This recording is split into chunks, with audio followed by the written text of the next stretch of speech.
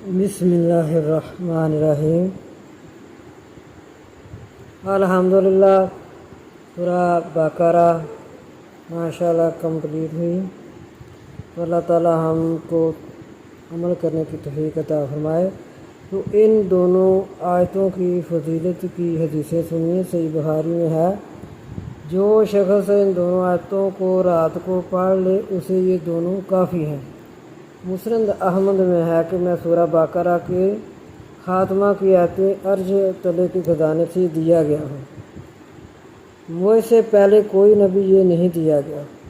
صحیح مسلم شریف میں ہے کہ جب حضور صلی اللہ علیہ وآلہ وسلم کو معراج کرائی گئی اور آپ سدرۃ المنتہا تک پہنچے جو 7ویں آسمان میں ہے، جو چیز آسمان کی طرف چڑھتی ہے وہ یہیں تک پہنچتی ہے اور یہاں سے لے لی جاتی ہے، اور جو چیز اوپر سے اترتی ہے وہ بھی یہیں تک پہنچتی ہے، پھر یہاں سے لے لی جاتی ہے۔ سونے کی ٹیڈیاں ڈھکے ہوئے تھیں، وہاں حضور صلی اللہ علیہ وآلہ وسلم کو 3 چیزیں دی گئیں۔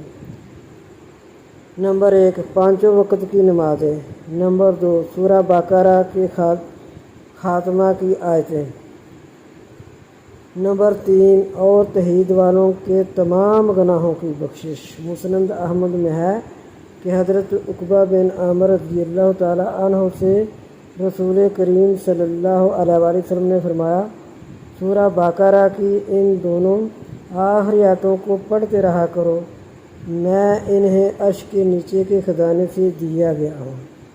اس طرح آپ صلی اللہ علیہ وسلم نے فرمایا، ہمیں لوگوں پر 3 فضیلتیں دی گئی ہیں، میں سورہ بقرہ کی یہ آخری آیتیں عرش تلے کے خزانوں سے دیا گیا ہوں، جو نہ مجھ سے پہلے کسی کو دی گئی نہ میرے بعد کسی کو دی جائیں گی۔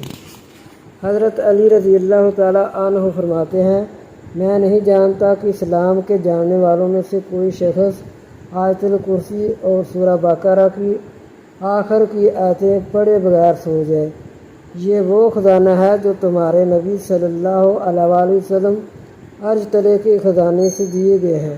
اور حدیث میں ہے کہ اللہ تعالیٰ نے آسمان و زمین کو پیدا کرنے سے 2000 برس پہلے ایک کتاب لکھی جس میں سے 2 آیتیں اتار کر سورہ بقرہ ختم کی۔ جس گھر میں یہ 3 راتوں تک پڑھی جائیں اس گھر کے قریب بھی شیطان نہیں جا سکتا۔ ماشاءاللہ۔